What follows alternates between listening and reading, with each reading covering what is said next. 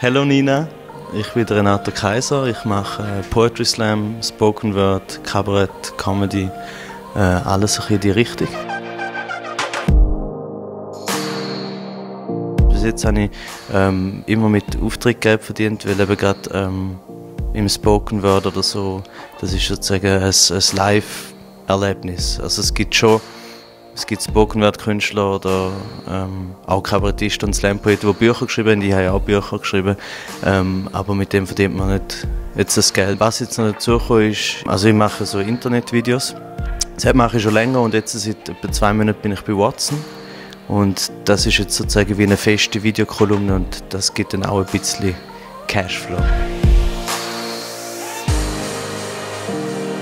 Also ich arbeite eigentlich eben mit 3 Partnern zusammen, also mit Watson. Das ist so der Hauptpartner. Das ist eigentlich eben so wie der einzige, wo man sagen kann, das ist ein richtiger Partner. Und das andere ist der Wellenbrecher. Das ist das Gemeindeblatt aus Goldach, wo ich herkomme, und ein Satiremagazin Bananenblatt aus Wien. Und ich sage die anderen 2 eben darum auch, weil die sind eigentlich unbedeutend finanziell, aber ich sage es trotzdem, weil das immer noch, das ist eben auch ein Teil von dem Job, dass man eben auch so Sachen macht, ich mache die mega gerne, darum mache ich es. Und es gibt dann so Partnerschaften, wo nicht jetzt sofort findest, das mache ich jetzt, weil ich nachher Geld verdiene oder weil ich berühmt werde. Das sollte eh nicht der erste Grund sein, um so etwas zu machen. Und, aber wo eben Freude machen. Also in diesem Partnerschaftsvertrag, der da reingehört, kann ich noch nicht ganz genau sagen, weil wir noch nicht ganz gemacht haben. Also wir sind sozusagen wie schon drin. Also wir laufen jetzt so, wie der Vertrag schon wäre.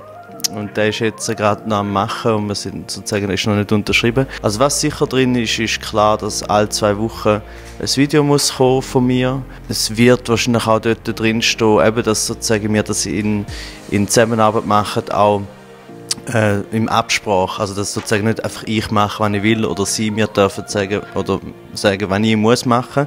Und das andere ist, dass es von der Exklusivität her haben wir auch, es ist wie klar, dass sie schliessen mich nicht ein, also sie sagen nicht, ich darf nichts mehr anders machen, sondern ich darf natürlich auch mit anderen Zeug machen, ich darf auch mit anderen Videos machen, aber da sind wir eigentlich so ein bisschen wie sagt man dem, nach gesundem Menschenverstand. Also, sie wollen natürlich nicht, dass ich genau ein gleiches Video, das genau gleich aussieht, mit dem gleichen Layout, mit der gleichen Musik, mache, nachher für irgendeine andere Station.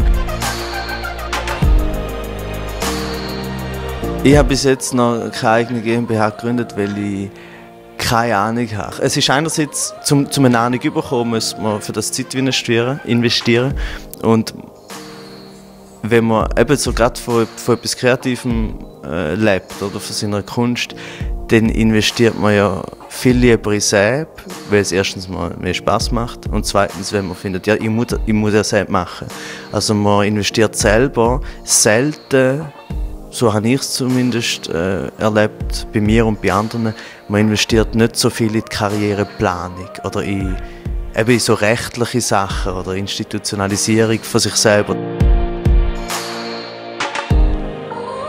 Also ab dem Moment, wo ich eine Agentur hatte, hat es sich vereinfacht. Also ich komme zu Aufträgen hauptsächlich über meine Agentur. Seit ich die habe, weiss ich, was ich alles Schwieriges machen müsste, wenn ich sie nicht hätte. Also zum Beispiel wirklich Gagenverhandlungen vor allem. Also wenn ich mit Kunden oder mit Auftraggebern oder mit Veranstaltern müsste aushandeln, wie viel Geld ich bekomme, würde ich immer aus Unsicherheit und Angst und manchmal so Feigheit, man muss ja auch selbstbewusst sein zum Verhandeln und so sagen, ich bin etwas wert und ich bin gut und was auch immer, das würde ich aber nicht so richtig anbringen und dann würde ich mich immer unter Wert verkaufen. Und das andere ist, der administrative Bereich, abgesehen von den Verhandlungen, ist einfach zuverlässig sein im E-Mail schreiben und so. Ich merke das jetzt auch. Wenn ich irgendwie Aufträge habe und muss kreativ sein oder so, schiebe ich das immer weg. Mein Wert ist auch durch das gestiegen, weil die Leute sofort eine Antwort bekommen. Und das ist eben genau in dem Moment, wo ich Mails nicht mehr beantwortet habe, ist die Agentur entstanden. Und genau dort hätte mein Wert klar abgenommen oder stagniert, wenn die Leute, die mich anfragen, eine Woche oder 2 Wochen keine Antwort bekommen. Ein Tool, wo ich sehr Fan davon bin, ist Google Docs. Es ist so einfach, man kann so schnell Sachen erarbeiten und wir haben es dort fast schon als Messenger benutzt.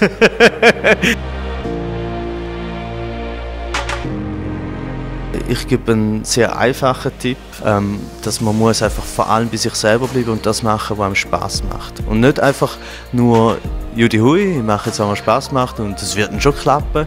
Das eine kommt ohne das andere nicht aus. Als Hello Nina Insights kann ich dir verraten, dass ich ab März im Casino Theater zur Winterthur eine Satire-Show hoste, so als Main Host, das heißt den Kaiserschmarren.